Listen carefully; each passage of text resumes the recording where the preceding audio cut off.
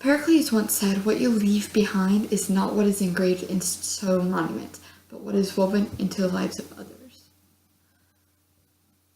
Now, I'm doing my topic on Confederate monuments and that they should stay in place and not be removed. And they should be acknowledged as statues and should remain in place because they are such an important part of history. The main points that I'm going to talk about is how there are statues that have a whole bunch of history behind them, and yet they are still standing tall. They are still in place even though they have a bad history behind them.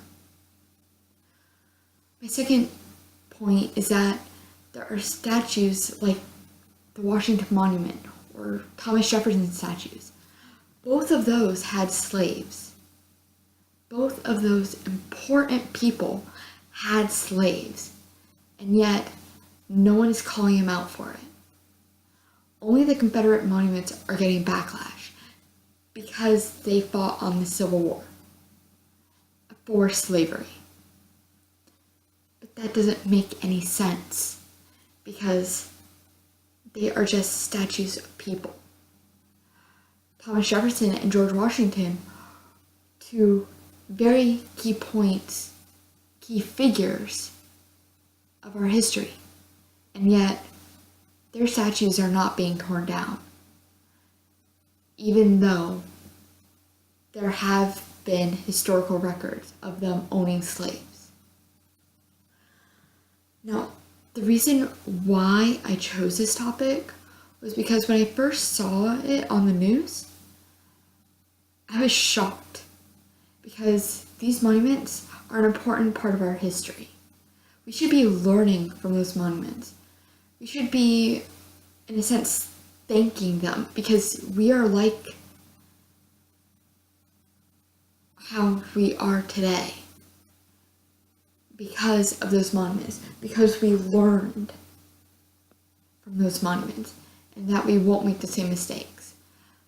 However, by tearing those monuments down, we are, in a sense, getting rid of our history. And it's not right.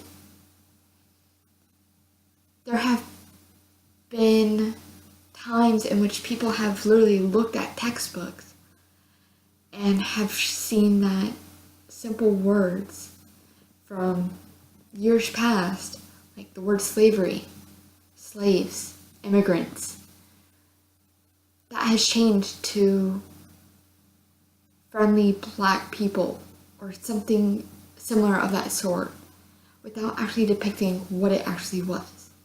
That is erasing history, in a sense. That is covering up our mistakes. Getting rid of those monuments is the exact same thing. Now, what I kind of propose is to actually just not get rid of anything regarding the Confederate monuments, Confederate statues. They're too important for us. They are learning. They are learning material. They are teaching us not to do what we did in the past. So therefore, we should keep the monuments. And that is all I have to say.